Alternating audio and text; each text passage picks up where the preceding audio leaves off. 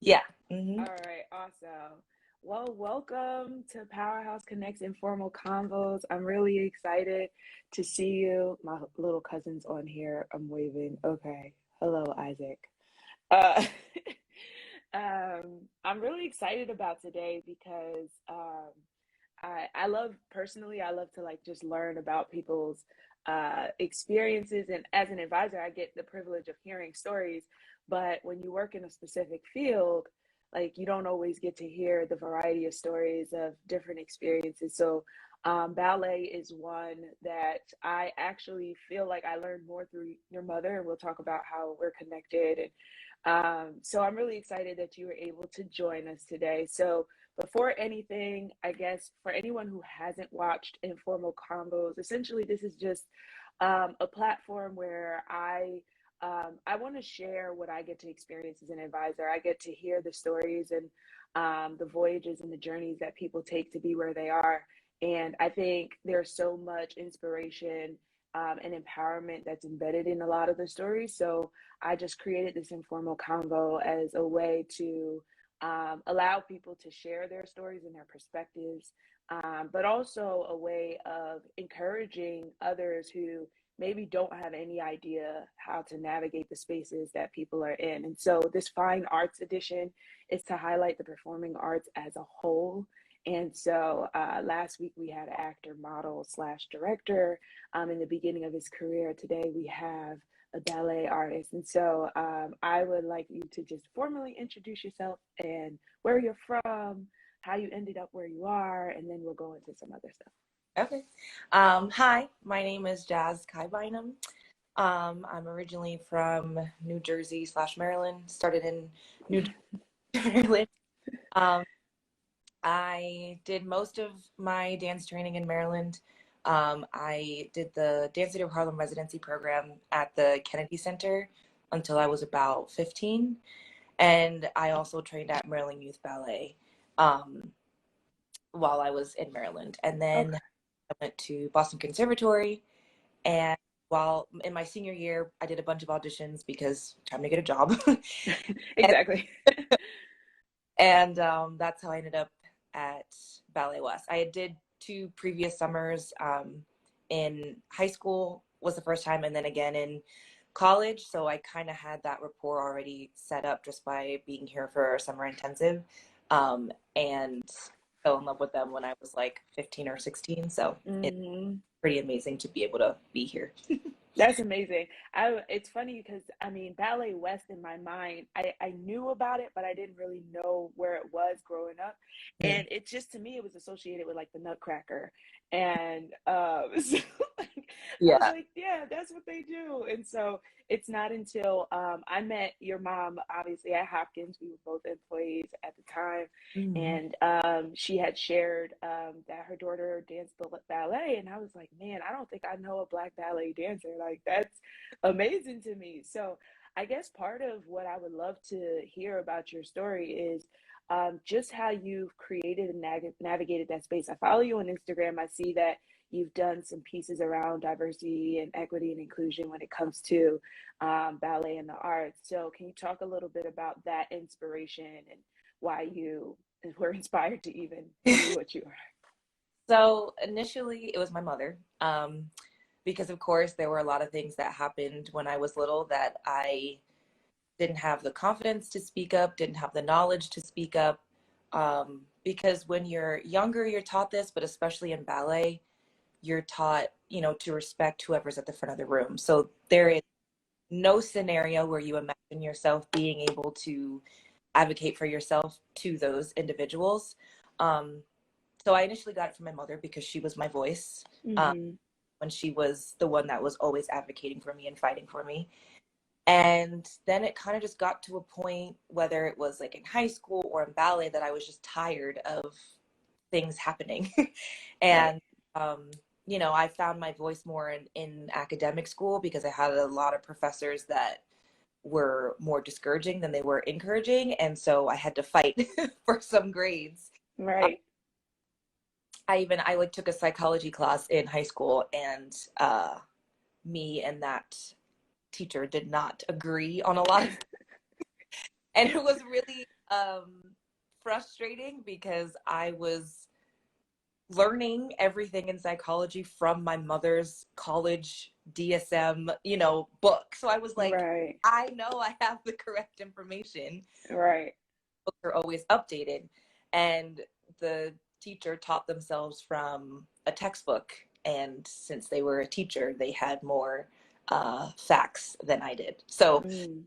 the first instance where I really had to like say, okay, no, I know that I'm 16 or 17, however old I was, but we have to fix this because this isn't fair and you can't fail me for doing extra research or, studying or anything like that. So um, I really didn't, I feel like I really didn't come into my own voice until college because I went to a PWI. I went to Boston Mm-hmm. and, you know, there are perks when you're one of, 5 Black people on campus in terms of getting scholarships and getting picked for things because, you're all there and Right. it's obvious who's there. But there were a lot of things that happened in the campus culture, in the conversations between students and staff that just were not okay. Mm. And no surprise because, people continue habits until things are brought to their attention and then they either continue to do those things or things get changed. But myself and many other students reached a point where we were pretty much fed up because we were just seeing a lot of things happening.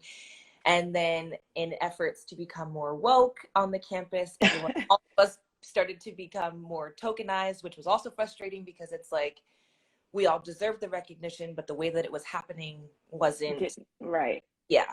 So my best friend and I, we and another dancer, James, we all started and founded the Black Student Alliance on campus. And then I think through that, I ended up helping to organize a protest. So that's really kind of how it started for me, was really needing to advocate it that way because as I got closer to the real world, I was realizing like everything that I studied with my mother or on my own in terms of social justice and Yep. so was very much happening today. Mm-hmm. Especially after I read the new Jim Crow, I was like, okay, we have Yeah, right.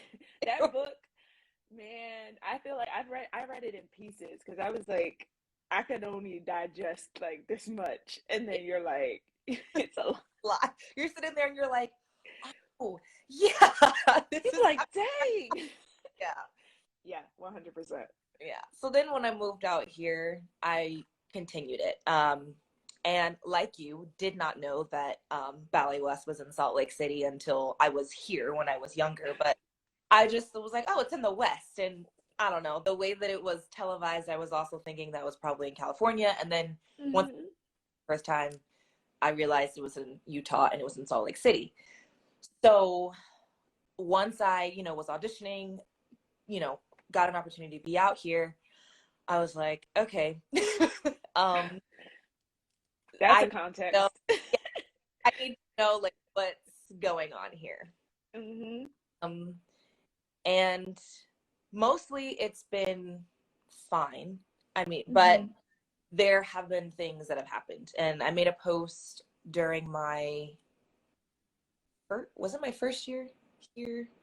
I can't. Oh, sorry, my second year here. Well, my first season Ballet was too. Um, Okay. I had an incident. We were on tour and local tours. And ironically, I thought that this was going to happen when we were like 6 hours south because it's super rural. There's no one down there. There's Confederate flags on the drive. So you're like, Yeah. okay, something's Okay, up. I know where I am. Right. That was fine. And we didn't really, people we ran into were, really friendly. And then most of the time we were on the Navajo reservation. So that was also really awesome.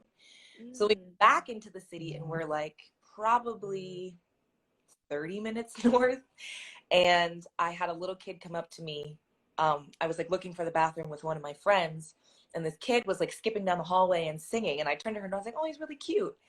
And he looks at me and he's like, you should be hung on a tree. And I was like, oh. I was like, okay. That's where I'm at. Like, Yeah. sheesh. I was like, okay, one, you're a kid. And So you heard this somewhere. Yeah. And so I was like, okay. And that pretty much lit the fire that's been burning for the last 2.5 years in terms of what I'm saying on social media and Mm, bringing things to my boss's attention or just making whatever post it is that I make with things that I see around the community. So um, right. 2 weeks ago, there was a little girl who unfortunately is no longer here because she was bullied so bad for being uh, a little brown kid and she was autistic. Yeah. Mm, You know, it's great because I feel like more of the city is trying to do more work to better itself. Um, mm-hmm. but, you know, there are still those communities and people that have very extreme views about us. So, Right. yeah. So when you think about, like, we hear the catch-all phrase about representation matters, right?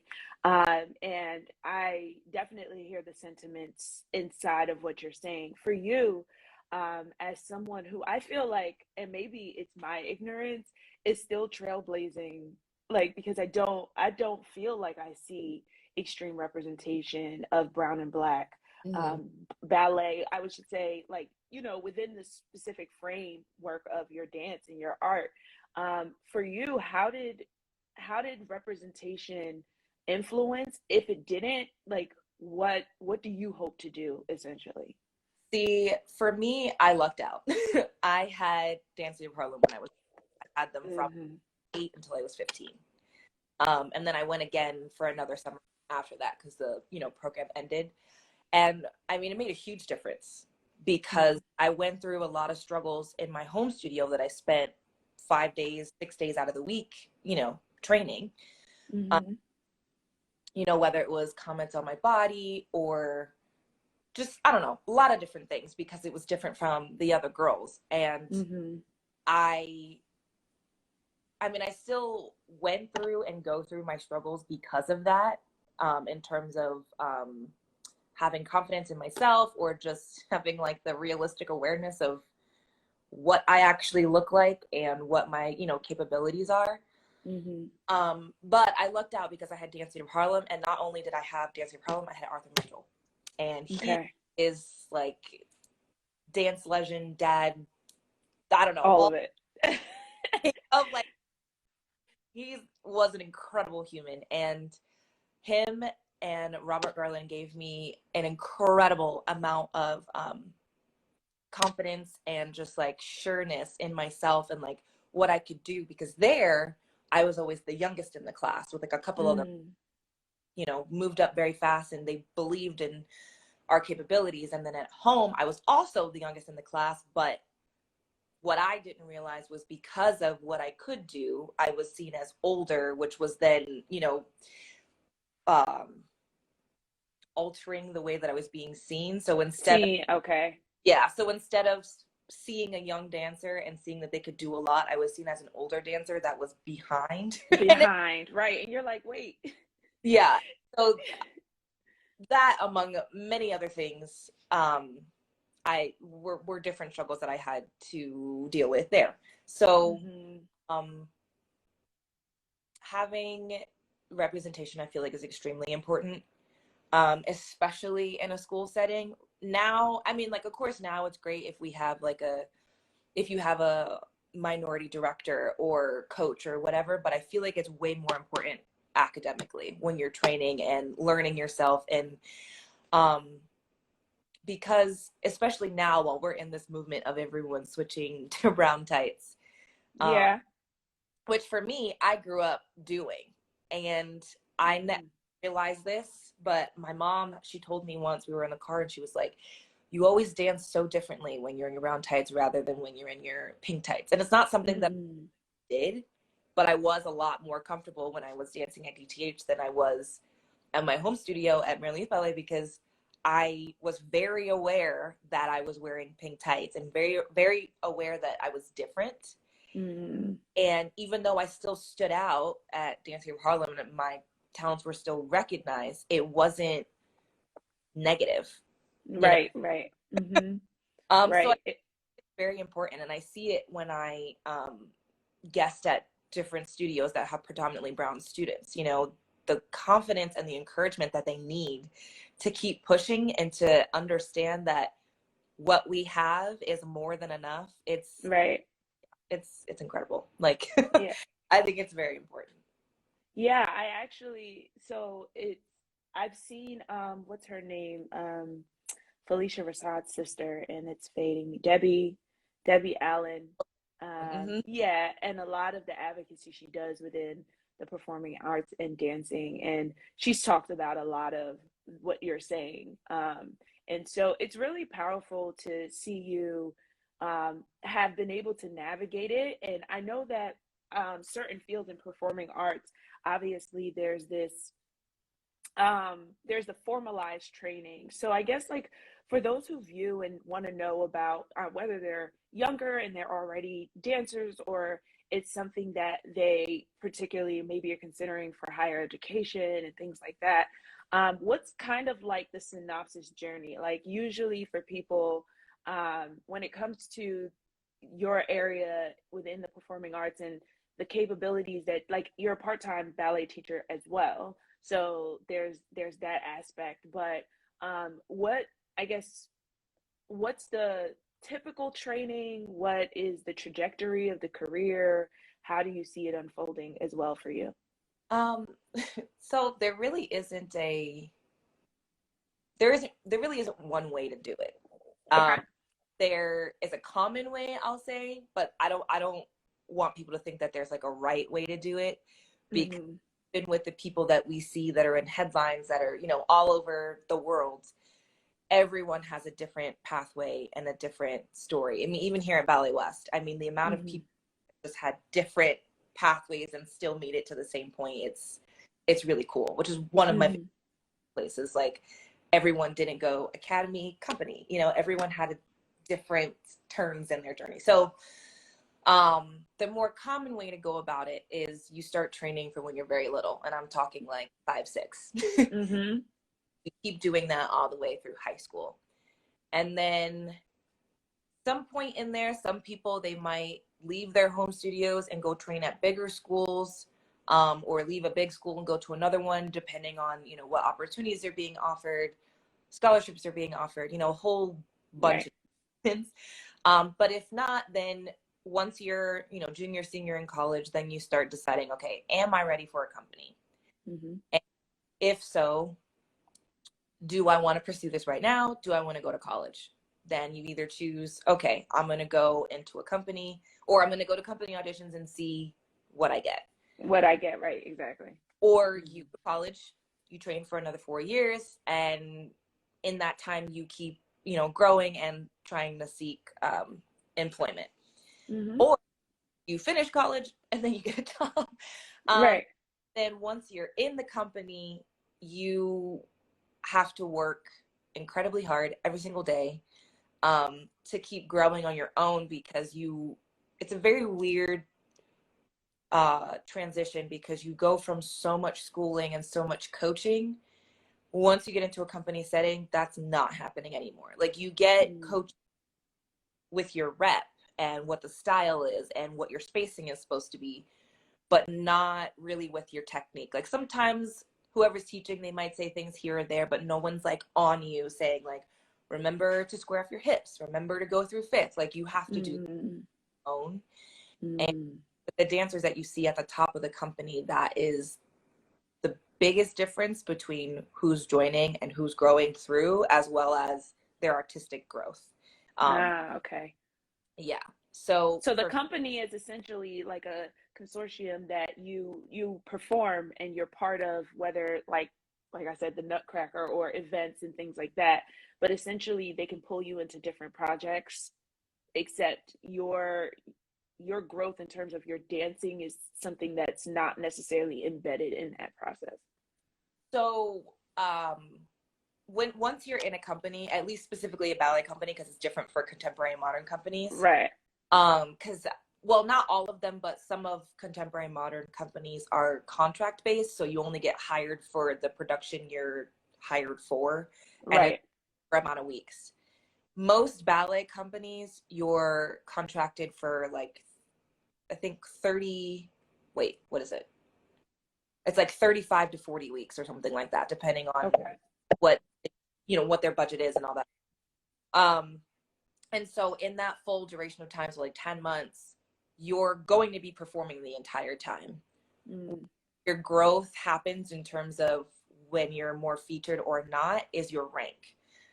So you start out as an apprentice or in the corps, and then you slowly get promoted if that is the pathway that is designed for you. Okay. Yeah. So it sounds like there's a lot of like evaluator, and then like the performing arts is a like subjective too, right? There are like objective things saying whether or not technique is good, blah blah, but it's also about, you know, who sees you for what they're looking for. And so, you that's know, I can not the forefront thing. Like mm-hmm. it, but it doesn't have to be perfect by the time you're going through, because it's about how, you know, your dancing is evolving, how you're connecting with the audience, like all those things, you know. Mm-hmm. It, at that point it's more than just technique, and that's the probably the biggest thing that changes from being a student dancer to a professional dancer is Right. able to dance rather than, you know, working on technique in terms and like academically, if that makes Right. sense. Yeah, that does make a lot of sense. So obviously there's many ways to, I always say I need to come up with a different analogy, skin a cat, because I feel like PETA like doesn't want that anymore. It's probably not great. But there's there's many ways to get to the point. I guess as we kind of wrap up, um, I I would love to know in terms of, so Powerhouse is an advising and consulting company, and what I aim to do, along with other colleagues that I've been able to collaborate with, is one, provide information and disseminate information about careers and professional development and paths, but also to be able to incorporate mentorship, counseling, and advising to be able to support people in that journey. Because sometimes it's not just about knowing what you have to do, but being able to have someone who you have an accountability partner, who you're able to build plans with, who you're able to do reflection, and you can trust it in an environment that feels safe enough to, you know, discuss some of the, like, you know, you said, some of those challenges that come with picking a certain route, and knowing that someone's not going to broadcast your challenges in their own motive, but is just there to kind of help you reflect and see how that's fueling you along to what you're trying to do. So I guess for you, out of the challenges you've overcome, as well as the lessons learned that you feel like you're still continuing to learn, what would you say is a piece of advice to people who are in pursuit or considering, or maybe are kind of in their stuckness about like whether or not they should push forward in terms of their careers, whether it's in, like you said, you're within the ballet world, but whatever you know is to be true from your experience and having interactions with others. But what would be that piece of advice that you would give to people about how to navigate that world? Two things. One, I would say is don't be afraid to um, take a chance on yourself. um, because if you don't try, nothing's going to happen. So This is true. That's actually facts. yeah. So definitely, like if it's something that you're thinking that you want to get into or something that you're passionate about, do it. See where it takes you. Also, in that, be open to how it can happen, because a lot of people end up where they want to be, but take a very different pathway. Whether that be, let's just take ballet for instance. Maybe you want to end up in a ballet company, but you can't get in there just quite yet. Go to either a smaller company, join a contemporary ballet company.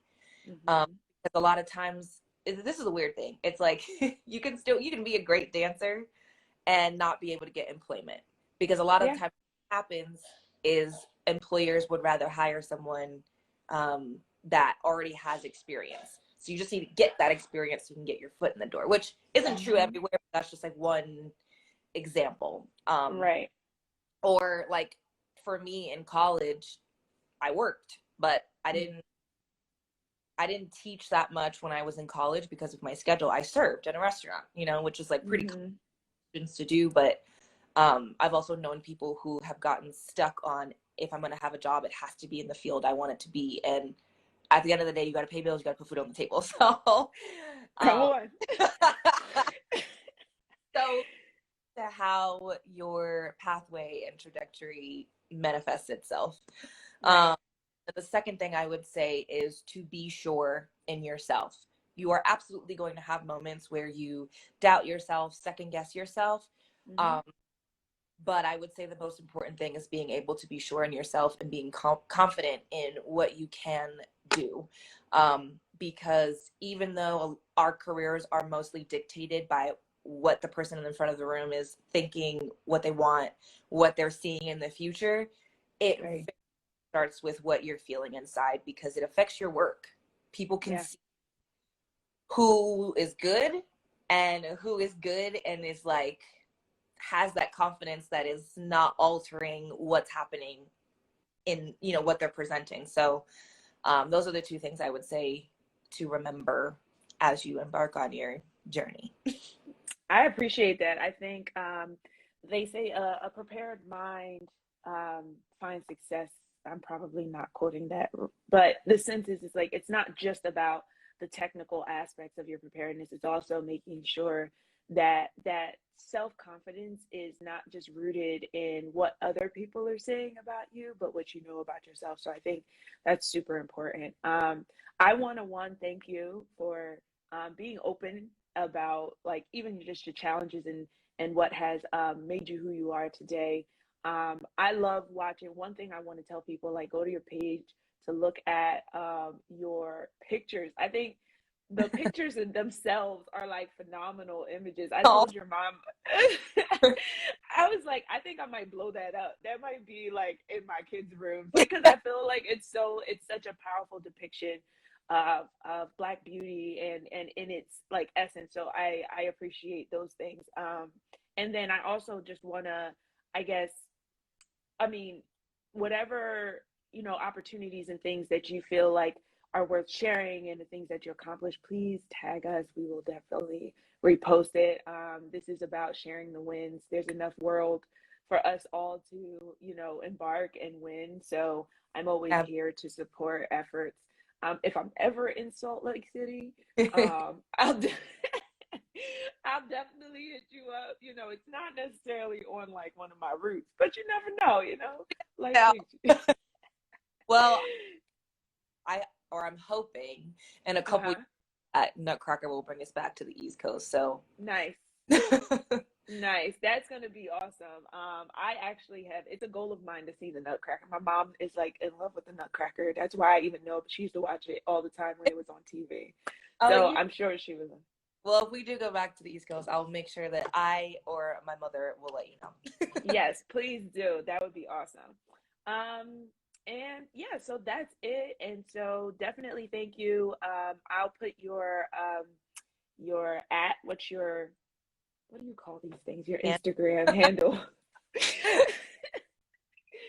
to follow you. Go ahead, you can mention it, but I'll put it in the thing. thanks. Oh yeah, it's at _ the resilient ballerina _ Awesome. So definitely go follow her. Look at her beautiful pictures. They're amazing. And thank you. I hope you have a wonderful rest of the day. Thanks, you too. Thanks for having me.